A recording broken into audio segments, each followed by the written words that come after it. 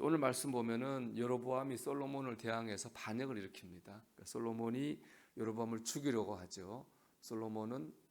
여로보암은 솔로몬을 피해 가지고 애굽으로 숨었습니다. 이게 이제 오늘 말씀의 내용인데, 이 짧은 말씀이지만 하나님의 깊은 음성이 있습니다.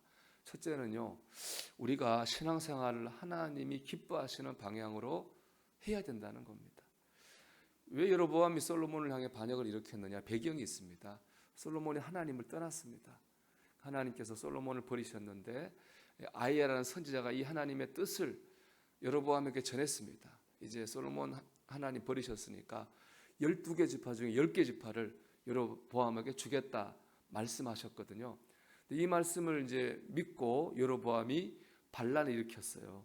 지금은 실패했지만 나중에 솔로몬이 죽은 다음에 여로보암 아들 르호보암이 왕이 될 때 결국 하나님 말씀이 이루어져서 여로보암이 10개 지파의 왕이 됩니다. 결국에 이제 나라가 둘로 나눠지는 비극이 일어났다는 얘기인데, 그 모든 원인은 다른 데 있는 게 아니라 솔로몬이 하나님을 떠난 데 있다는 거예요. 열왕기상 11장 9절 말씀 보면요, 솔로몬이 마음을 돌려 이스라엘 하나님 여호와를 떠남으로 그랬습니다. 솔로몬이 하나님을 향해서 마음을 돌렸습니다. 이 말이 의미가 있죠. 마음을 돌린 거지 몸을 돌린 건 아니라는 거예요. 솔로몬이 성전을 졌잖아요. 솔로몬은 그 성전에서 절기 때마다 하나님 앞에 제사를 꼬박꼬박 지냈어요. 몸은 거기 있었어요. 근데 마음은 거기 하나님 앞에 있지 않았어요. 마음은 우상을 섬기고 욕심과 탐욕에 쩔어서 살았습니다. 그러니까 몸이 있어도 마음이 떠나면 하나님을 떠난 것입니다. 솔로몬 하나님을 떠났고요, 하나님이 향해 마음이 떠나니까 신앙이 무너졌어요. 신앙이 무너지니까 그렇게 힘들게 세웠던 이스라엘 나라가 무너졌습니다. 여러분, 우리 신앙이 무너지면은 신앙으로 세운 내 인생도 무너지는 거예요. 신앙으로 세운 우리 가정도 무너지게 됩니다. 그러니까 우리가 몸은 하나님 앞에 있는데 마음은 거기 없는 형식적인 신앙생활이죠. 형식적 신앙생활을 경계해야 됩니다. 형식적 신앙생활을 자꾸 하다 보면 우리 신앙이 침체를 겪게 되는 거예요. 우리는 하나님 앞에 마음을 돌리지 말고 마음을 하나님께 드려야 되는 겁니다. 그리고 이번 주에 오홍석 선교사의 선교 보고와 말씀을 들으면서 제가 그런 말씀 드렸습니다만은, 우리가 선교를 한다고 생각을 했는데 그게 아니구나.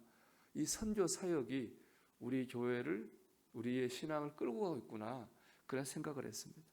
생각해 보십시오. 잃어버린 양을 찾는 한 마리 잃어버린 양을 찾는 목자의 마음, 한 영혼을 사랑하는 주님의 마음 때문에 우리가 구원을 받은 줄 믿습니다.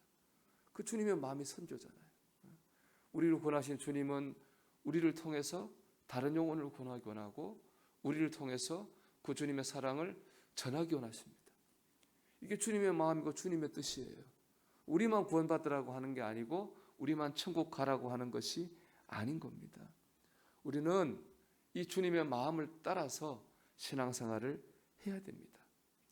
나만 생각하는 신앙생활이 아니라 주님이 기뻐하시는 삶을 살아야 되겠다, 그런 마음을 가지고 신앙생활을 해야 됩니다. 우리가 올해 신년에 이선희 교수님 모시고 부흥회할 때 그 교수님이 늘 강조하던 것이 신부의 마음이었습니다. 신랑 예수님을 어떻게 하면 기쁘게 할까? 그게 바로 신부의 마음이고, 그런 신부의 마음을 가지고 살 때에 믿음으로 살 수 있다, 그런 말씀을 전하셨는데, 그 마음이 신부의 마음 아니겠어요? 우리가 어떻게 나만 잘 믿으면 돼, 나만 복 받으면 돼가 아니라 내가 어떻게 하면은 주님을 기쁘시게 할까? 주님께 마음을 드리는 거죠. 우리가 이 신부의 마음을 가지고 살기를 원합니다. 그럴 때 우리 믿음이 설 것이고, 믿음이 서서 우리의 인생도 가정도 하나님 안에서 복되게 설 줄로 믿습니다. 두 번째는요, 세상이 아니라 하나님을 의지해야 됩니다. 오늘 본문을 보면 여로보암이 도망갔는데 애굽 왕한테 도망갔어요.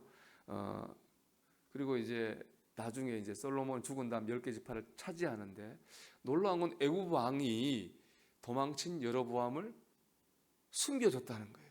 이게 놀라워요. 생각해 보시면 열왕기상 6장을 보면 솔로몬이 왕궁을 짓잖아요. 여러분 기억할지 모르겠지만 그때 한 사람을 위해 특별히 궁전을 지어줍니다. 그 한 사람이 누구냐? 바로 애굽 왕 바로의 공주였어요. 이 솔로몬에게 부인이 1000명이 있는데 어느 누구를 위해서도 개인 궁전 지어준 적이 없습니다. 애굽의 공주를 위해서만큼은 좋은 궁전을 개인을 위해 지어줬어요.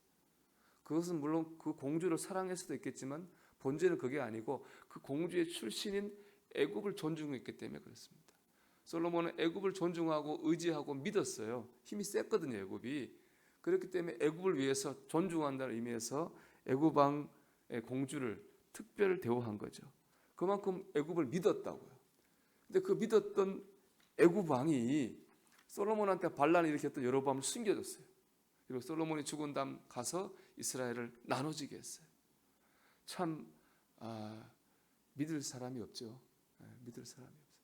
여러분, 이게 진리예요. 믿을 사람도 없고 믿을 대상도 없습니다. 우리 그거 잊어서는 안 됩니다. 사람을 믿으면 사람에게 배신당하는 거고, 재물을 믿으면 재물에게 배신당하는 거고, 건강을 믿으면 건강에게 배신당하는 겁니다. 우리는 그런 것들, 사람이 아니라 하나님을 믿고 있어야 됩니다. 재물 귀하죠. 사람도 귀하죠. 건강도 말할 필요 없이 귀합니다. 근데 그것을 우리가 믿고 의지해야 될 대상이 아니라 하나님이 우리에게 주신 축복의 결과예요. 하나님이 복의 근원이에요. 우리에게 사람 붙여주시는 분도 하나님이고, 재물 주시는 분도 하나님이고, 건강 주시는 분도 하나님이에요. 우리는 그런 것을 믿고 의지할 것이 아니라 그것을 주시기도 하고 걷어가시기도 하는 하나님을 의지해야 됩니다. 세월이 흘러가지고 이스라엘이 바벨론의 위험을 당합니다. 그때도 이스라엘 백성들과 왕은 애굽을 의지해요. 애굽이 자기들을 도와줘서 바벨론을 물리쳐 줄 거다, 그런 생각하거든요. 그 모습 본 예레미야 선지자가 하나님 말씀을 이렇게 전합니다. 여호와께서 이와 같이 말씀하시니라. 무릇 사람을 믿으며 육신으로 그의 힘을 삼고 마음이 여호와에게서 떠난 그 사람은 저주를 받을 것이라. 예레미야의 말씀대로 이스라엘 백성이 저주를 받아가지고 나라가 완전히 망하고 포로로 끌려가고 말았습니다. 나중에 포로로 간 그들을 구원하신 것은 애굽이 아니라 하나님이었습니다. 여러분, 애굽이 아니라 하나님 의지하십시오. 눈에 보이는 사람, 눈에 보이는 먹것이 아니라 복의 근원 되시는 하나님 의지하십시오. 오늘도 복의 근원 되시는 하나님만을 의지하며 살아가는 저와 여러분이 되기를 주의 이름으로 축원합니다.